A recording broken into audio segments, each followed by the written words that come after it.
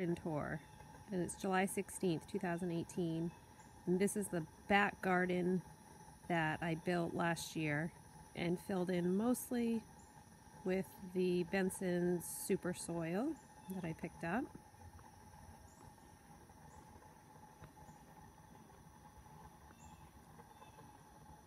And that yellow one was supposed to be a double scoop coneflower, some annuals, and new to me this year, the hellebores, which I love and need to cut back. We have a variegated iris that did nothing this year. Might have to move it. I think it's too shaded. Then butterfly milkweed. We have the marmalade heuchera, which has always done well. A very leggy sedum that is not neat and tidy enough for me, so I think I'm going to give that one away. That is the Earth Angel hosta, which the voles love to eat, so it never seems to get any bigger. More impatience. An old geranium that I winter over every year, and it looks like garbage, and I need to cut back or get rid of. Some old black-eyed Susans back there. Echinacea along the wall. And this is kind of the dumping zone for annuals. I don't know what to do with. A new perennial. Nasturtiums that don't love the soil.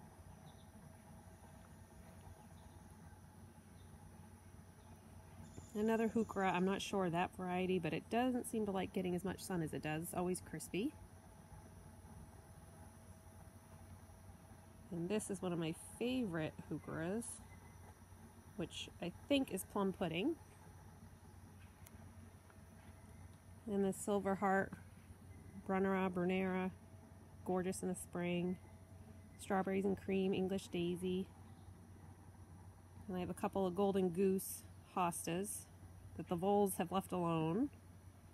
A new this year, mouse ear hosta.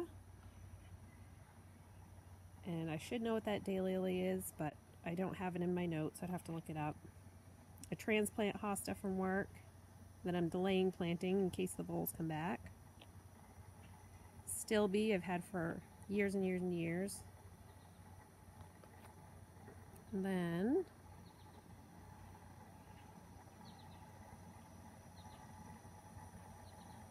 there's the watchdog. This planter I built with leftover scraps when we tore the deck down. All planted from seed, nasturtium, black hollyhocks in the back, which are kind of getting choked out. And some zinnias are in there somewhere. I'm going to keep moving these nasturtiums back. Eventually, that'll look good, I think.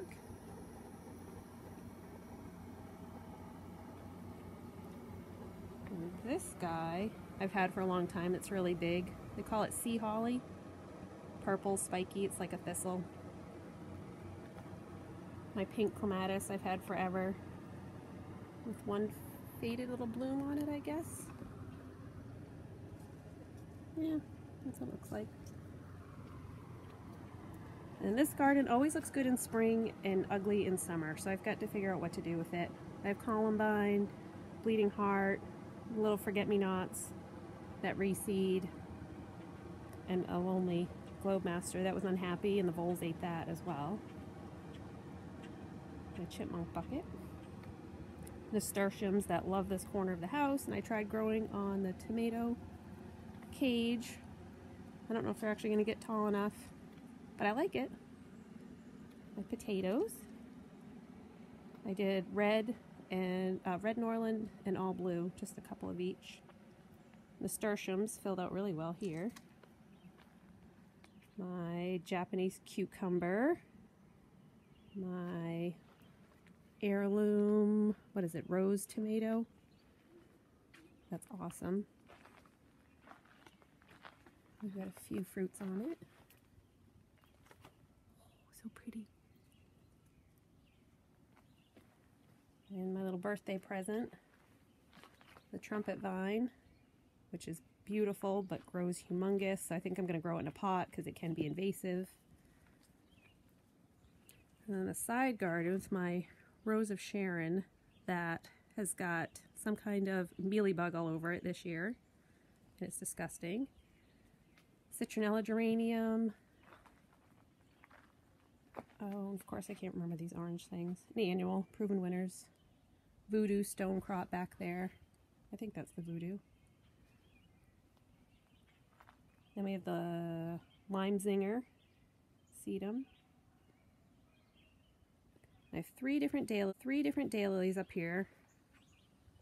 This one that we just saw in the back garden, I cannot remember what it is. This one over here that's not in bloom is new to me, the swirling waters.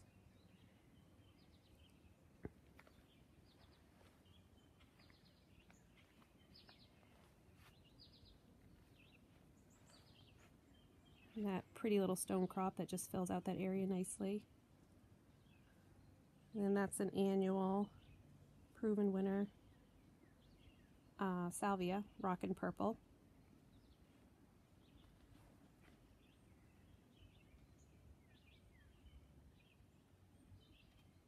And my dragon's tongue begonia, dragon's wing begonia, loves full sun, so it loves my front yard.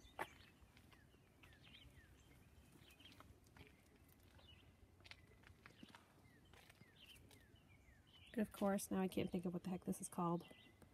Tropical, new, love it, but it's done flowering. It looks like I have one more bloom that's going to happen. And then more euphorbia up there.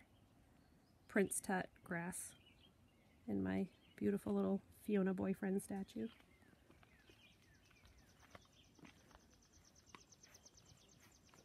And then my traditional sedum. Had forever. I don't remember what it's called. Terrible.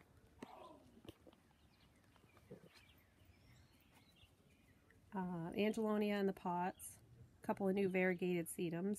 Marigold, Stella, D'Oro, miniature daylily.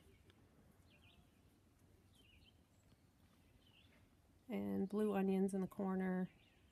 And Erigenum, something I can't pronounce that I've had for a long time. It's just a little spiky, cute thing. And that yellow in the back, Sunbeanie. We have Midnight Masquerade, Penstemon, new this year. Not the best specimen, but pretty when it's in bloom. Mountain Bluette. And of course, petunias to fill in.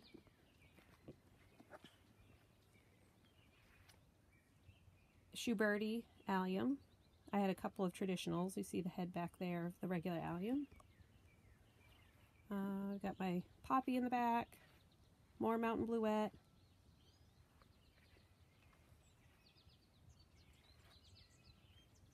Echinacea, traditional old school stuff.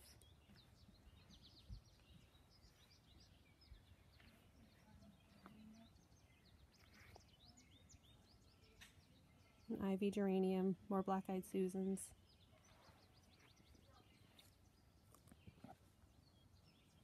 Of course, I cannot think of the name of that red plant either.